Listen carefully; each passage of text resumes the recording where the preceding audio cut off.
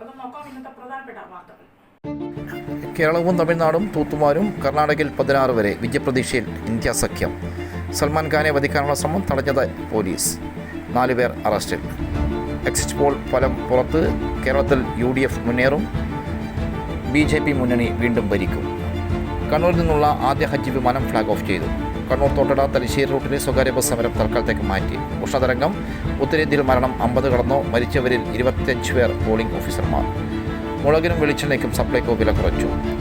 Kannur APJ Abdul Kalam library നേതൃത്വത്തിൽ school kit വിതരണം ചെയ്തു.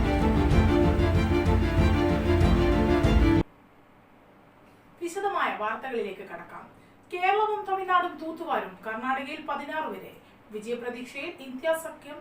ലോക്സഭാ തെരഞ്ഞെടുപ്പ് ഫലം തങ്ങൾക്ക് അനുകൂലമായിരിക്കുമെന്ന ആത്മവിശ്വാസത്തിലാണ് ഇന്ത്യ മുന്നണി. ഇന്ന് ചേർന്ന യോഗത്തിന് ശേഷം 295 സീറ്റിൽ വരെ വിജയിക്കാനാവുമെന്ന പ്രതീക്ഷ പ്രതിപക്ഷ മുന്നണി പങ്കുവെക്കുന്നു.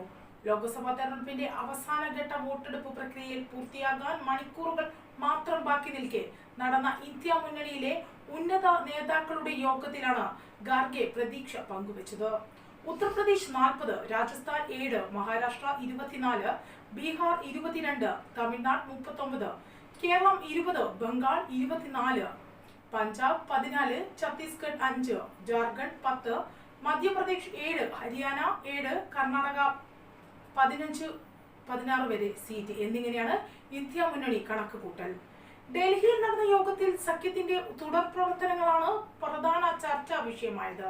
തെരഞ്ഞെടുപ്പ് ഫലം സർക്കാർ രൂപവൽക്കരിക്കാൻ കഴിയുന്ന സ്ഥിതി വിശേഷമുണ്ടായാൽ അതനുസരിച്ച് കക്ഷികളെ ഒരുമിച്ച് നിർത്താനുള്ള തന്ത്രങ്ങളടക്കം യോഗത്തിൽ ആസൂത്രണം ചെയ്തുവെന്നാണ് റിപ്പോർട്ടുകൾ സൂചിപ്പിക്കുന്നത്.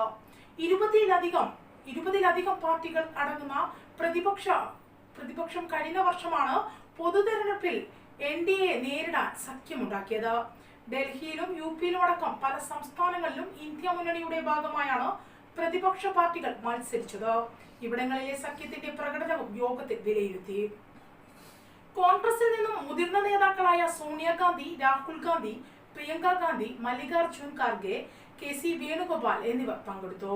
CPMൽ നിന്നും സീതാറാം യെച്ചൂരി, CPIയിൽ നിന്നും D രാജ, ജാർഖണ്ഡ് മുക്തി മോർച്ചയിൽ നിന്നും കൽപ്പന സോറാൻ, ചമ്പൈ സോറൻ, DMKയിൽ നിന്നും DR ബാലു, SPയിൽ നിന്നും ശരത് പവാർ, ശിവസേനയിൽ നിന്നും അനിൽ ദേശായി, നാഷണൽ കോൺഫറൻസിൽ നിന്നും ഫാറൂഖ് അബ്ദുള്ള, ആം ആദ്മി പാർട്ടിയിൽ നിന്നും അരവിന്ദ് കെജ്രിവാൾ, പഞ്ചാബ് മുഖ്യമന്ത്രി ഭഗവത് മാൻ MPമാരായ സഞ്ജയ് സിംഗ്, രാഘവ് ചദ്ദ, RJDയിൽ നിന്നും തേജസ്വി യാദവ്, സമാജ്വാദി പാർട്ടിയിൽ നിന്നും അഖിലേഷ് യാദവ് തുടങ്ങിയവരും യോഗത്തിലെത്തി.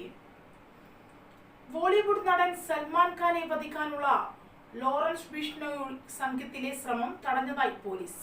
മഹാരാഷ്ട്രയിലെ പനവേലിൽ വെച്ച് സൽമാനെ വധിക്കാനുള്ള ശ്രമമാണ് തടഞ്ഞതെന്ന് നവി മുംബൈ പോലീസ് അറിയിച്ചു. സംഭവവുമായി ബന്ധപ്പെട്ട് 4 പേരെ പോലീസ് അറസ്റ്റ് ചെയ്തു. ധൻജയ് താപ് സിംഗ്, ഗൗരവ് ഭാട്ടിയ, വാസ്പി ഖാൻ, റിസ്വാൻ ഖാൻ എന്നിവരാണ് ഗൂഢാലോചനയുമായി ബന്ധപ്പെട്ട് പിടിയിലായത്. സൽമാന്റെ ഫാം ഹൗസ് സ്ഥിതി ചെയ്യുന്ന പനവേലിൽ വെച്ച് കാർ തടഞ്ഞു നിർത്തി നടനെ വെടിവെച്ചു കൊലപ്പെടുത്താനായിരുന്നു പദ്ധതിയെന്ന് പോലീസ് വൃത്തങ്ങൾ പറഞ്ഞു. ഇതിനായി ആയുധ ഇടപാടുകാരിൽ നിന്നും AK-47 തോക്കുകൾ വാങ്ങിയിരുന്നതായും പോലീസ് പറഞ്ഞു. ഇവർ ഫാം ഹൗസിന് സമീപത്തും സൽമാന്റെ ഷൂട്ടിംഗ് ലൊക്കേഷൻ പരിസരത്തും നിരീക്ഷണവും നടത്തിയെന്നും പോലീസ് വ്യക്തമാക്കി. 4 പേരെ അറസ്റ്റ് ചെയ്ത് കൂടാതെ 17 പേർക്കെതിരെ കേസും രജിസ്റ്റർ ചെയ്തിട്ടുണ്ട്. ഇവരെല്ലാം ജയിലിൽ കഴിയുന്ന കുപ്രസിദ്ധ ഗുണ്ട നേതാവ് ലോറൻസ് ബിഷ്ണോയുടെ സംഘത്തിൽപ്പെട്ടവരാണെന്ന് വിവരം. ഏപ്രിലിലും സൽമാന്റെ വീടിന് മുന്നിൽ ബിഷ്ണോയ് സംഘം ആക്രമണം നടത്തിയിരുന്നു. സൽമാൻ ഖാന്റെ മുംബൈയിലെ ബാദ്രയിലുള്ള ഗാലക്സി അപ്പാർട്ട്മെന്റിന് നേരെയാണ് ആക്രമികൾ വെടിയുയർത്തിയത്. ഇപ്പോൾ കേരളത്തിൽ UDFന് മുൻതൂക്കമെന്ന് വിവിധ സർവേകൾ. ലോക്സഭാ തെരഞ്ഞെടുപ്പിൽ കേരളത്തിൽ വിവിധ മുന്നണികൾ നേടുന്ന സീറ്റുകൾ എക്സിറ്റ് പോൾ ഫലങ്ങൾ പുറത്ത്. വിവിധ സർവേകൾ പുറത്തുവിടുന്ന പ്രകാരം UDF കൂടുതൽ സീറ്റുകൾ നേടുമെന്നാണ് പ്രവചനം. അതേസമയം കഴിഞ്ഞ തവണത്തെ അപേക്ഷിച്ച് UDF സീറ്റുകൾ കുറയും എന്നാണ് എക്സിറ്റ് പോൾ പ്രവചിക്കുന്നത്. BJP 1 മുതൽ 3 വരെ സീറ്റുകൾ നേടുമെന്നും പ്രവചനമുണ്ട്. ഇടതു മുന്നണി കഴിഞ്ഞ തവണത്തെ ഒരു സീറ്റിൽ നിന്ന് മുന്നോട്ട് പോകുമെന്നും ചില സർവേകൾ പറയുന്നു. ചില എക്സിറ്റ് പോൾ പ്രകാരം ഇടതു മുന്നണിക്ക് സീറ്റുകൾ ഒന്നും ലഭിക്കില്ല എന്നുമാണ് പുറത്തു വരുന്നത്.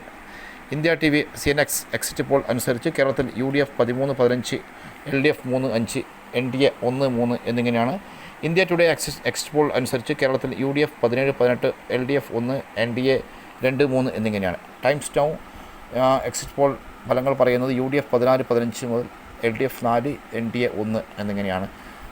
ABC വോട്ടർ എക്സിറ്റ് പോൾ ഫലങ്ങൾ UDF 17 മുതൽ 19 വരെ സീറ്റ് നേടുമെന്നും LDF 0 സീറ്റും NDA 1 മുതൽ 3 എന്നിങ്ങനെയുമാണ്. TV9 പ്രവചനം പറയുന്നത് UDF 16, LDF 3, NDA 1 എന്നിങ്ങനെയാണ് സീറ്റുകൾ പറയുന്നത്. കഴിഞ്ഞ നിയമസഭാ തെരഞ്ഞെടുപ്പിലും ഈ സർവേ ഫലങ്ങളെല്ലാം തന്നെ UDF 100-ലധികം സീറ്റ് നേടി ഭരണം നേടുമെന്നായിരുന്നു സർവേ വന്നത്. പക്ഷേ തെരഞ്ഞെടുപ്പിൻ്റെ വോട്ടെണ്ണി കഴിഞ്ഞപ്പോൾ LDF മികച്ച സീറ്റുകൾ നേടുകയായിരുന്നു. ഇന്ത്യയിൽ ആകെ തന്നെ ലോക്സഭാ തെരഞ്ഞെടുപ്പിൽ BJPക്ക് അനുകൂലമായാണ് എല്ലാ എക്സിറ്റ് പോളും ഫലങ്ങളും പറയുന്നത്. BJP 350-ലധികം, NDA സഖ്യം 350-ലധികം സീറ്റുകൾ നേടുമെന്നും ഇന്ത്യ മുന്നണി സഖ്യം 150-ൽ താഴെ സീറ്റുകൾ നേടുമെന്നാണ് വിവിധ സർവേകൾ പ്രചരിക്കുന്നത്.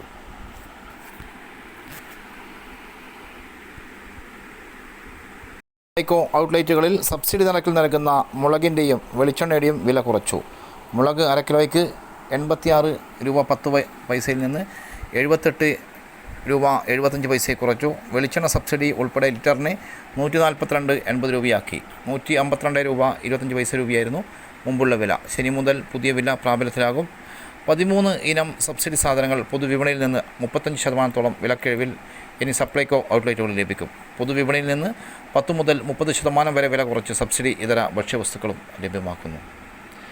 ചെന്നൈ മുംബൈ ഇൻഡിഗോ വിമാനത്തിൽ ബോംബ് ഭീഷണി. ചെന്നൈ മുംബൈ ഇൻഡിഗോ വിമാനത്തിൽ ബോംബ് ഭീഷണി. ഇൻഡിഗോ 5314 വിമാനത്തിലായിരുന്നു ബോംബ് ഭീഷണി. ഇതിനെ തുടർന്ന് വിമാനം അടിയന്തരമായി മുംബൈ വിമാനത്താവളത്തിൽ ഇറക്കിയായിരുന്നു. മുംബൈയിൽ ഇറങ്ങുമ്പോൾ ക്രൂ പ്രോട്ടോകോൾ പാലിക്കുകയും സുരക്ഷാ ഏജൻസി മാർഗ്ഗനിർദ്ദേശങ്ങളനുസരിച്ച് വിമാനം ഐസൊലേഷൻ ബേയിലേക്ക് കൊണ്ടുപോവുകയും ചെയ്തതായാണ് അറിയാൻ കഴിഞ്ഞത്. എല്ലാ യാത്രക്കാരും സുരക്ഷിതമായി വിമാനത്തിൽ നിന്നിറങ്ങി. വിമാനം പരിശോധനയിലാണ്. ഇതുവരെയുള്ള പരിശോധനയിൽ അപകടകരമായ വസ്തുക്കൾ ഒന്നും കണ്ടെത്തിയിട്ടില്ല. എല്ലാ സുരക്ഷാ പരിശോധനകളും പൂർത്തിയാക്കിയ ശേഷം വിമാനം ടെർമിനൽ ഏരിയയിൽ തിരികെ സ്ഥാപിക്കുമെന്ന് ഇൻഡിഗോ പ്രതിനിധികൾ അറിയിച്ചു. മുംബൈ വിമാനത്താവളത്തിൽ വ്യാജ ബോംബ് ഭീഷണികൾ പതിവായിരിക്കുകയാണ്. കൂടാടി പൊതുജന വായനശാല ഗ്രന്ഥാലയം യുവതിയുടെ ആഭിമുഖ്യത്തിൽ കൂടാടി മുണ്ടേരി തോട് ശുചീകരിച്ചു. ഗെയിൽ ഓഫീസിന് സമീപത്തുള്ള ഭാഗമാണ് ശുചീകരണ പ്രവർത്തനം നടത്തിയത്. 14 വാർഡിൻ്റെ ഭാഗത്ത് നടത്തിയ ശുചീകരണ പ്രവർത്തനം PK വേണുഗോപാലിൻ്റെ അധ്യക്ഷതയിൽ ഗ്രാമപഞ്ചായത്ത് മെമ്പർ KP ജലജ ഉദ്ഘാടനം ചെയ്തു. നിരവധി യുവജനങ്ങളുടെ നേതൃത്വത്തിലാണ് ശുചീകരണം നടത്തിയത്. കണ്ണൂരിൽ നിന്നുള്ള 361 തീർത്ഥാടകരടങ്ങുന്ന ആദ്യ ഹജ്ജ് സംഘം ശനിയാഴ്ച രാവിലെ 6:20 കണ്ണൂർ അന്താരാഷ്ട്ര വിമാനത്താവളത്തിൽ നിന്നും പുറപ്പെട്ടു. സംസ്ഥാന ഹജ്ജ് committee chairman C. Muhammad Faizi flag off ചെയ്തു. സൗദി എയർലൈൻസ് വിമാനത്തിലാണ് തീർത്ഥാടകർ ജിദ്ദയിലേക്ക് യാത്രയായത്. ആദ്യ വിമാനത്തിൽ യാത്ര ചെയ്തത് 183 പുരുഷ തീർത്ഥാടകരും 178 സ്ത്രീ തീർത്ഥാടകരുമാണ്. ഹജ്ജ് cell special officer U. Abdul Kareem, Kannur ഹജ്ജ് ക്യാമ്പ് കൺവീനറും കേരള സ്റ്റേറ്റ് ഹജ്ജ് കമ്മിറ്റി മെമ്പറുമായ PP മുഹമ്മദ് റാഫി, ഹജ്ജ് കമ്മിറ്റി അംഗം PT അക്ബർ, മുൻ MLA MV Jayarajan, KIAL MD Dinesh Kumar, KIAL operations manager Suresh Kumar, Saudi Airlines ഉദ്യോഗസ്ഥരായ വാഹിദ് ഹസൻ, അർജുൻ കുമാർ, മട്ടന്നൂർ നഗരസഭ മുൻ vice chairman P. Purushothaman, S. Najeeb, MCK Abdul Gafoor, CK Zubair, Nisar Athirakam, Muhammad Ashraf, Siraj Kasaragod, KP Abdulla തുടങ്ങിയവർ പങ്കെടുത്തു. വിമാനത്താവളത്തിന്റെ എംബാർക്കേഷൻ പോയിന്റിൽ നിന്നും ജൂൺ 1 മുതൽ 10 വരെ 9 ഫ്ലൈറ്റ് സർവീസുകൾ മുഖേന ഹജ്ജ് തീർത്ഥാടകരെ കൊണ്ടുപോകും. ജൂൺ 3-ന് 2 വിമാനങ്ങൾ ഉണ്ടാകും. രാവിലെ 8:35-നും ഉച്ചയ്ക്ക് 1:10-നും ഉച്ചയ്ക്കുള്ള വിമാനം കണ്ണൂർ എംബാർക്കേഷൻ പോയിന്റിൽ നിന്നുള്ള സ്ത്രീകളുടെ ഏക സർവീസ് ആയിരിക്കും. കണ്ണൂരിലേക്കുള്ള മടക്കയാത്ര മദീനയിൽ നിന്നാണ്. ജൂലൈ 10-ന് മദീനയിൽ നിന്നാണ് കണ്ണൂരിലേക്കുള്ള മടക്ക വിമാനം പുറപ്പെടുക. ആദ്യ മടക്ക വിമാനം ജൂലൈ 10-ന് പുലർച്ചെ അവിടുത്തെ സമയം 3:50-ന് പുറപ്പെട്ട് ഉച്ചയ്ക്ക് 12 മണിക്ക് കണ്ണൂരിലെത്തും. അവസാനത്തെ മടക്ക വിമാനം ജൂലൈ 19-ന് വൈകുന്നേരം അവിടുത്തെ സമയം 3:10-ന് പുറപ്പെട്ട് രാത്രി 11:20-ന് കണ്ണൂരിലെത്തും. കണ്ണൂരിൽ നിന്നും 3164 പേരാണ് ഹജ്ജിന് പോകുന്നത്. ഇതിൽ 1265 പുരുഷന്മാരും 1899 സ്ത്രീകളുമാണ്. കേരളത്തിന് പുറത്തുള്ള 54 തീർത്ഥാടകർ കണ്ണൂർ വഴി പോകുന്നുണ്ട്. ഇതിൽ 37 പേർ കർണാടകയിൽ നിന്നും, 14 പേർ പോണ്ടിച്ചേരിയിലെ മാഹി മേഖലയിൽ നിന്നും, 3 പേർ മഹാരാഷ്ട്രയിൽ നിന്നുമാണ്. വിമാനത്താവളത്തിൽ ഹജ്ജ് ക്യാമ്പ് കായിക ഹജ്ജ് വഖഫ് വകുപ്പ് മന്ത്രി P. അബ്ദുറഹിമാൻ വെള്ളിയാഴ്ച വൈകിട്ട് ഉദ്ഘാടനം ചെയ്തിരുന്നു. കണ്ണൂർ തോട്ടട തലശ്ശേരി റൂട്ടിലെ സ്വകാര്യ ബസ് സമരം തൽക്കാലത്തേക്ക് മാറ്റിവെച്ചു. ADMK നവീൻ ബാബുവിന്റെ അധ്യക്ഷതയിൽ സമരസമിതി നേതാക്കന്മാരുമായും നാഷണൽ ഹൈവേ അതോറിറ്റി ഉദ്യോഗസ്ഥന്മാരുമായും ചേർന്ന യോഗത്തിന്റെ ധാരണയുടെ അടിസ്ഥാനത്തിലാണ് ഈ തീരുമാനം.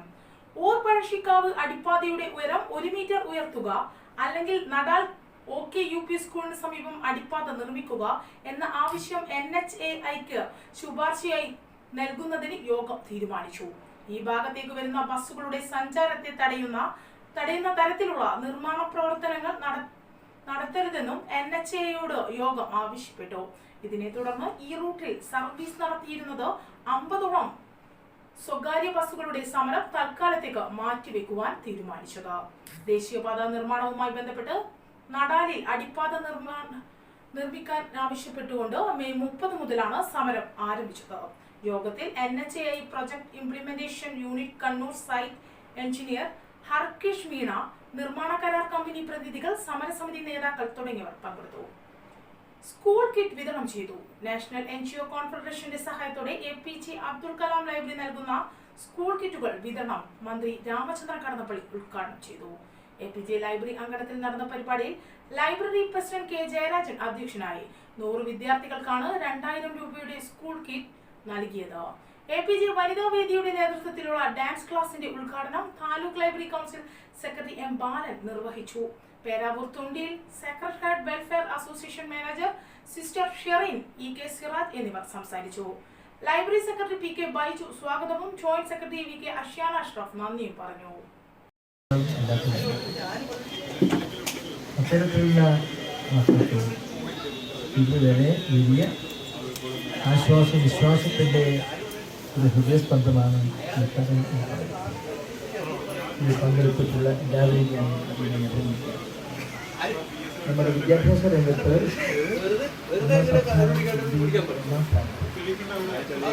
കേന്ദ്ര ഗവൺമെന്റ് പറയാതിരിക്കാൻ നിർവാഹമില്ല. കൊടും ചൂടിൽ വിവിധ ഉത്തരേന്ത്യൻ സംസ്ഥാനങ്ങളിൽ മരിച്ചവരുടെ എണ്ണം 50 കടന്നു. ഒഡീഷയിൽ മാത്രം 30 പേർ മരിച്ചതായാണ് റിപ്പോർട്ട്. ബീഹാറിലും ഉത്തർപ്രദേശിലുമായി 25 പോളിംഗ് ഓഫീസർമാർ മരിച്ചു. UPയിൽ 15 പേരും ബീഹാറിൽ 10 പേരുമാണ് മരിച്ചത്. ബീഹാറിൽ 8 സീറ്റിലേക്ക് ശനിയാഴ്ചയാണ് തെരഞ്ഞെടുപ്പ്. ഉഷ്ണതരംഗത്തെ ദേശീയ ദുരന്തമായി പ്രഖ്യാപിക്കണമെന്നാണ് രാജസ്ഥാൻ ഹൈക്കോടതി കേന്ദ്ര സർക്കാരിനോട് ആവശ്യപ്പെട്ടത്. ഇതോടെ ഇന്നത്തെ ആസാദി വാർത്തകൾ ഇവിടെ സമാപിക്കുകയാണ്. അടുത്ത വാർത്താ ബുള്ളറ്റിൻ നാളെ രാത്രി. നാളെ വീണ്ടും കാണാം. നന്ദി, നമസ്കാരം.